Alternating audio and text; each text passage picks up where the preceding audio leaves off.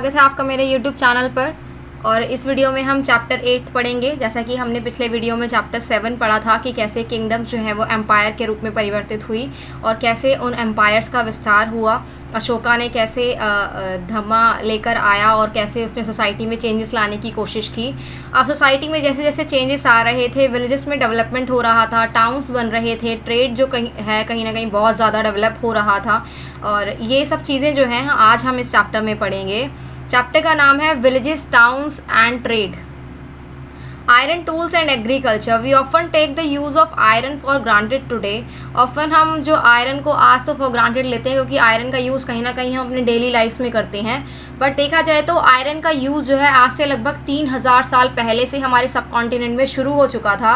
Harappan civilisation में भी हमें जो है एक तरह से आयरन के यूज़ के, लोहे के यूज़ के साक्ष्य मिले हैं। कई ऐसी लार्जेस्ट मतलब हमें कलेक्शंस मिली हैं आयरन टूल्स की और वेपन्स की।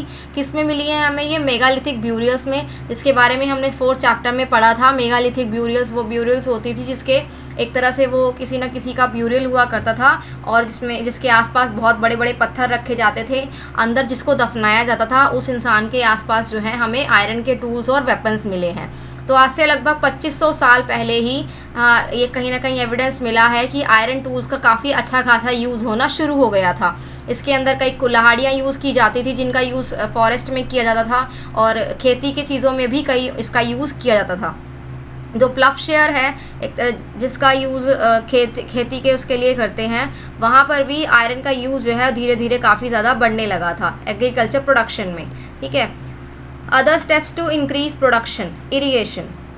और भी कई जो स्टेप्स हैं। पहले जो है प्लफ शेयर जो है वो जो फावड़ा होता है जिससे खुदाई वगैरह की जाती है, उसका यूज़ जो है सिंचाई, क्या कहते हैं उसको, आई थिंक पता नहीं क्या उस शब्द, वो मुझे नहीं पता हिंदी में से क्या कहते हैं। तो जिससे जो ट्रैक्टर्स होता है ना, बड़ा सा वो पंजा उधर चलाया जाता है। तो पहले ऐसे ही कुछ टूल्स यूज़ किए जाते थे। तो पहले उसको लकड़ी का यूज़ किया जाता था, लेकिन उसके बाद जो है इसको लोहे का यूज़ किया जाने लगा। तो अदर स्टेप्स भी लिए गए प्रोडक्शन को बढ़ाने के लिए। उसमें था irrigation. Kings and kingdoms you have been reading about could not have existed without the support of flourishing village. जैसे कि विलेजेस में धीरे धीरे प्रोडक्शन बढ़ने लगा, नई नई चीज़ों की खेती की जाने लगी, कैटल्स को पाला जाने लगा और कहीं ना काफ़ी चीज़ों का जो फूड है उसका प्रोडक्शन काफ़ी हद तक बढ़ने लगा। तो ये सब जो है इन चीज़ों ने किंगडम्स को बहुत बड़ा सपोर्ट किया है। किंगडम्स जो है इसी वजह से फ्लॉरिश की हैं। जिस किंगडम में बहुत अच्छा खासा फूड का प्रोडक्शन होता था, खेत अच्छे रहते थे, वही किंगडम बहुत ज़्यादा पावरफुल होती थी। ठीक है। तो जो नए टूल्स हैं जैसे कि जिनका ट्रांसप्लांटेशन में यूज़ किया जाने लगा, जिसकी वजह से प्रोडक्शन बढ़ने लगा।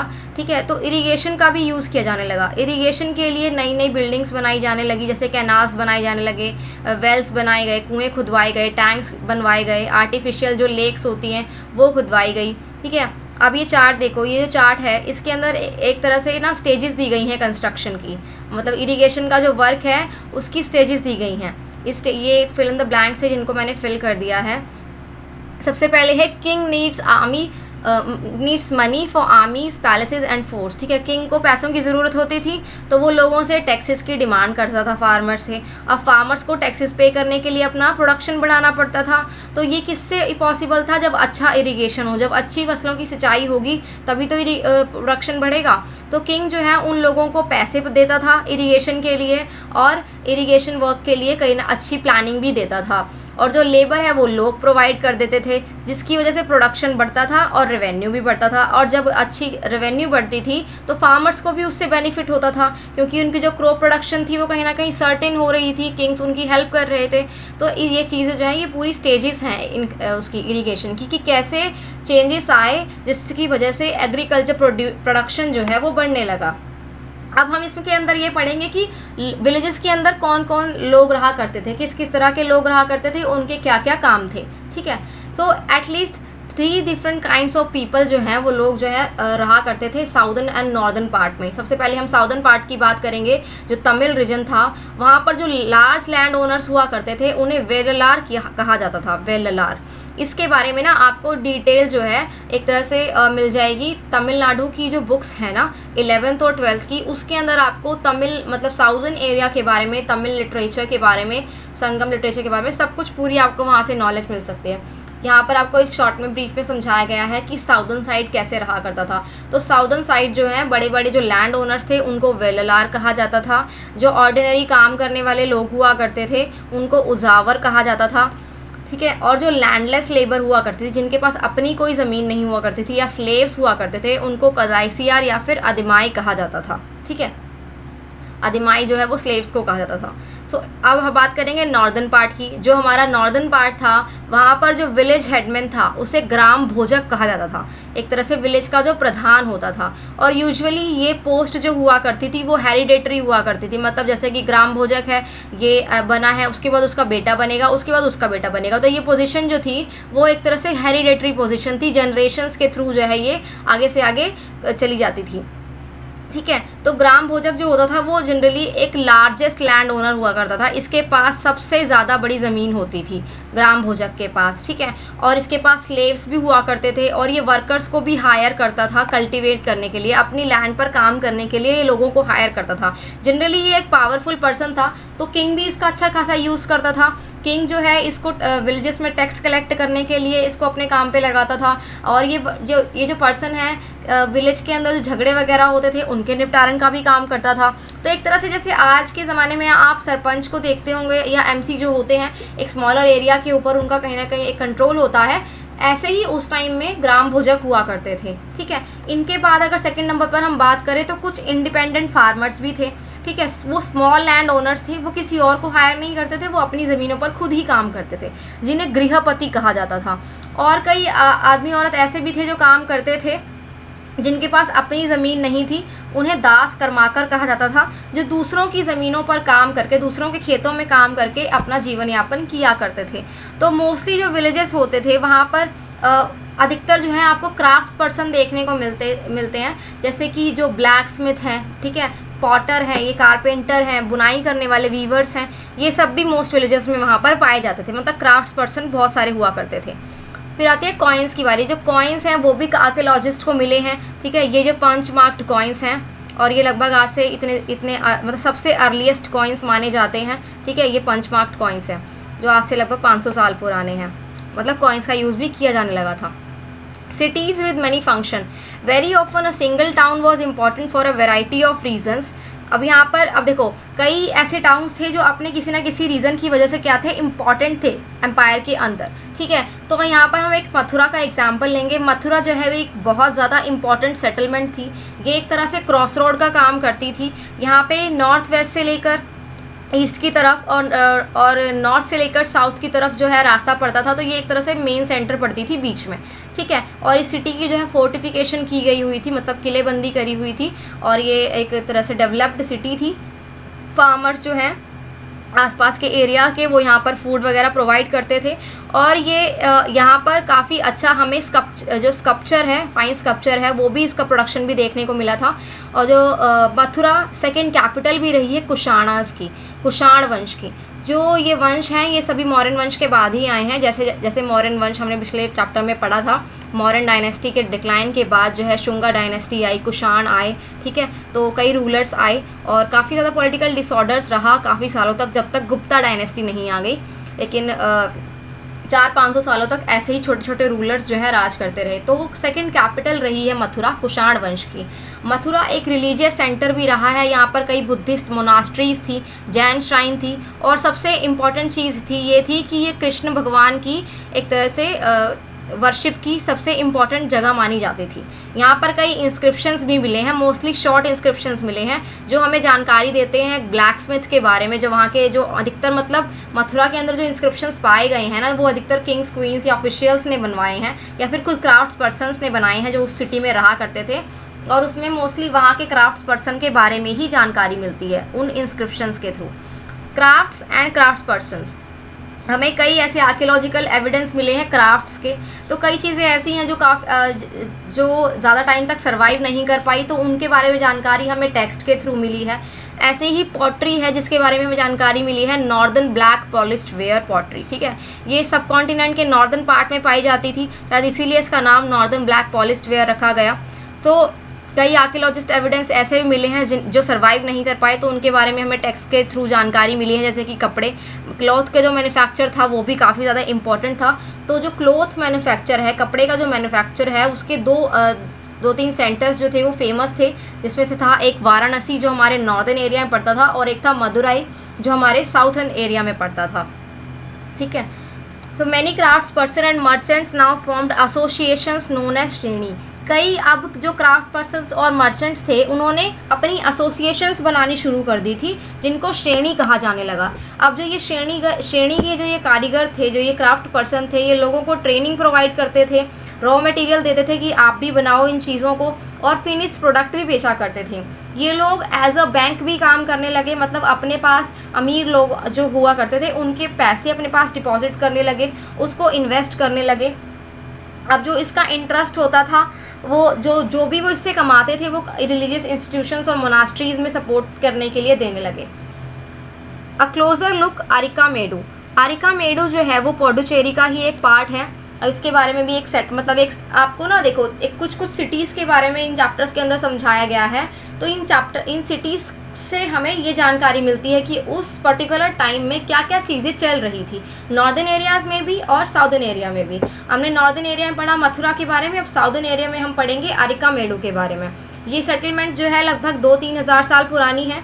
ठीक है। और यहाँ से हमें ये जानकारी मिलती है कि यहाँ पर शिप्स वगैरह जो हैं वो आते थे बहुत दूर दूर जगहों से, यहाँ पर लाकर उन्हें अनलोड किया जाता था। यहाँ पर एक बहुत बड़ा मैसिव स्ट्रक्चर मिला है हमें ईंटों का, जिससे हमें यह पता चलता है कि यहाँ कोई वेयर हाउस होगा।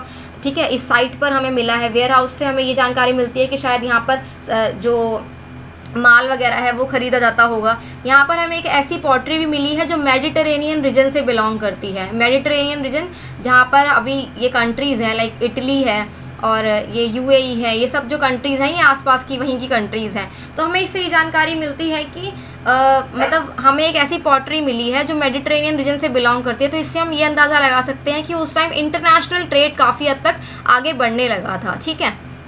उस टाइम हमें स्मॉल टैंक्स भी मिले हैं, जिससे हम ये अंदाज़ा लगाते हैं कि शायद उस टाइम जो है कपड़े वगैरह डाई करने के लिए उन टैंक्स का यूज़ किया जाता होगा। Trade and traders. You have read about the northern black polished where. आपने नॉर्दर्न ब्लैक पॉलिश्ड वेयर के बारे में पढ़ा होगा। ये जो पॉटरी है इसके अंदर स्पेशली जो बाउल्स वगैरह हैं, ठीक है, ये हमें कई हमारे सब कॉन्टिनेंट के बहुत सारे जो साइट्स हैं वहाँ पर मिले हैं। तो ये इतनी सारी साइट्स पर ये कैसे पहुँची? ठीक है। तो यानी कि वहाँ ट्रेड किया जाता होगा, लोग मतलब लोग प्लेस टू प्लेस जाते होंगे, सामान बेचते होंगे। ठीक है। तो इससे हमें जानकारी मिलती है कि उस टाइम जो है ट्रेड जो है हमारे पूरे सब कॉन्टिनेंट में किया जाता था। साउथ इंडिया जो है अपने गोल्ड और स्पाइसेस के लिए बहुत फेमस था।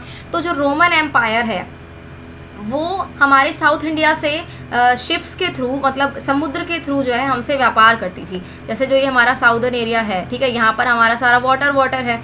तो जो एक तरह से जो रोमन एम्पायर हुआ करती होगी वो इस साइड से आके हमसे मतलब समुद्र के जो ज़रिए है हमसे व्यापार करती होगी। तो वो यहाँ से क्या लेकर जाते थे, स्पेशली वो पेपर की बहुत ज़्यादा डिमांड थी। ठीक है। मसालों की बहुत ज़्यादा डिमांड थी, तो वो लोग इसके थ्रू जो है हमसे ये सब सामान खरीद के ले जाते होंगे, क्योंकि साउथ इंडिया में रोमन एम्पायर के गोल्ड कॉइन्स हमें मिले हैं। इसके थ्रू ये जानकारी हमें मिलती है कि रोमन एम्पायर से हमारा व्यापार साउथ इंडिया से किया जाता था। Traders explored several sea route, some of these followed the coast. जो ट्रेडर्स हैं उन्होंने बहुत ऐसे क्या नाम है रूट्स वगैरह हैं एक्सप्लोर किए जिसके थ्रू वो लोग व्यापार कर सकें। ठीक है। तो ट्रेडर्स ने बहुत सारे ऐसे रूट्स हैं जो खोजे हैं जिनके थ्रू व्यापार किया गया, और ये वहाँ पर शिप्स वगैरह भी लाई जाती थी, और क्योंकि बहुत लंबी जर्नी हुआ करती थी वो लोग अरेबिया से, ईस्ट अफ्रीका से यहाँ पर व्यापार करने आते थे। ठीक है। New kingdoms along the coast. नई किंगडम जो है वो कोस्ट के आसपास जो है उभरने लगी, क्योंकि हमारे सब कॉन्टिनेंट की एक बहुत बड़ी कोस्ट लाइन है और बहुत ज़्यादा हिली एरियाज़ है। काफ़ी अच्छी रिवर्स यहाँ पर रहती हैं, जिसमें सबसे इम्पोर्टेंट कावेरी रिवर है। तो एक तरह से जो चीफ्स हैं, जो किंग्स हैं, उन्होंने इस रिवर वैलीज़ को कंट्रोल करना शुरू किया, जिससे वो क्या हो गए, काफ़ी रिच हो गए, पावरफुल हो गए। तो संगम पोएम के अंदर ना मुवेदार को मैंशन किया गया है। इस वर्ड का मतलब है 3 चीफ्स। उस पर्टिकुलर टाइम में ना चोला, चेर और पांड्या, ये तीनों जो है एक तरह से रूलिंग फैमिलीज बहुत ज़्यादा पावरफुल हुई साउथ इंडिया में अराउंड 2300 साल पहले। तो इन चीफ्स ने इनलैंड एरिया पर भी और कोस्टल एरिया पर भी काफ़ी अपनी धाक जमाई। और इसमें सबसे इम्पॉर्टेंट जो सिटीज़ रही हैं वो हैं पुहार और कावेरीपट्टनम, ठीक है। और जो चोल वंश था, ठीक है, और उनकी एक तरह से सबसे इम्पॉर्टेंट उनके लिए ये रही पुहार और कावेरीपट्टनम। और जो मदुराई थी वो पांड्यास की कैपिटल थी, पांड्यास वंश की, ठीक है। तो ये चीफ्स हुआ करते थे ना, ये रेगुलर टैक्सेस वगैरह कलेक्ट नहीं करते थे, बल्कि डायरेक्टली ये लोगों से डिमांड करते थे, गिफ्ट्स वगैरह की डिमांड करते थे, ठीक है। ये मिलिट्री एक्सपेडिशंस किया करते थे, नेबरिंग के जो आसपास के एरियाज हुआ करते थे उनसे भी ट्रिब्यूट कलेक्ट करते थे, और अपने पास भी कुछ वेल्थ को रखते थे, बाकी अपने सपोर्टर्स को दिया करते थे, अपनी फैमिली, अपने सोल्जर, जो बाकी जो पोएट्स हुआ करते थे, जो इनकी प्रेज में पोएम वगैरह लिखा करते थे, उनको भी दिया करते थे। तो आज से लगभग 200 साल पहले जो है ये डायनेस्टी आई, सातवाहन डायनेस्टी, जो सबसे पावरफुल डायनेस्टी रही वेस्टर्न इंडिया की। और इसके सबसे इम्पॉर्टेंट रूलर थे गौतमी पुत्र श्री सतकर्णी, ठीक है। इनके बारे में हमें एक इंस्क्रिप्शन के थ्रू जानकारी मिलती है, जो इंस्क्रिप्शन इनकी मदर ने मतलब एक तरह से बनवाया था, ठीक है। और इन्होंने इनके मतलब ये जो सातवाहन रूलर्स हैं इनको दक्षिण पथ का भगवान कहा जाता है। दक्षिण पथ वो पथ जो हमें साउथ की तरफ ले जाता हो, साउथ की तरफ जाने वाले रास्ते को दक्षिणा पथ कहा गया। तो इस तरह से हमें इस चैप्टर के थ्रू ये जानकारी मिली कि कैसे नॉर्दर्न और साउदर्न एरिया में कैसे व्यापार जो है फ्लॉरिश हुआ, और कैसे राजाओं ने उस चीज़ को और भी बढ़ावा दिया, ठीक है। तो धीरे धीरे टाउन्स जो हैं कैसे डेवलप होने शुरू हुए। तो इस चैप्टर में हमने ये पढ़ा, बाकी ये चैप्टर ख़त्म होता है। नेक्स्ट वीडियो में हम पढ़ेंगे 9th चैप्टर, ठीक है। तो इस 6th क्लास की जो NCERT है सोशल साइंस की, इसमें 10 चैप्टर हैं अभी, जिसमें से हमने 8 चैप्टर कंप्लीट कर लिए हैं, बाकी के 2 चैप्टर्स बाकी हैं। प्लीज़ बस आप लोग मेरे चैनल को ऐसे ही सपोर्ट करते रहो गाइज़, मैं ऐसे ही आप लोगों के लिए वीडियोस लाती रहूँगी। और जो ये NCERT है मैं आपको पूरी अच्छे से समझाऊंगी। अगर आप मेरी NCERTs की सारी वीडियोस देख लेंगे ना सीरियल वाइज, तो आपका बेस जो है वो बहुत अच्छे से क्लियर हो जाएगा। आप आगे किसी भी बुक से जाके पढ़ेंगे ना, आपको एक बार में ही टॉपिक समझ आ जाएगा कि वो क्या समझाना चाहता है। तो ये जो है आपका एकदम बेस बना देगा, एक नींव रख देगा, एक फाउंडेशन। जो बच्चे भी कंपटीशन की तैयारी कर रहे हैं, जो बच्चे स्कूल्स में भी हैं, अगर वो भी मेरी क्लासेस को देखते हैं ना, तो आप लोगों के लिए बहुत ज़्यादा यूज़फुल होने वाली है गाइस, अगर आप इसको ध्यान से समझेंगे तो। ये बहुत इंपॉर्टेंट चीज़ है। हम जैसे एस्पिरेंट्स जो हैं, अब जाके हमें पता चला है कि NCERTs इतनी इंपॉर्टेंट है, हमें इसे पढ़ना चाहिए।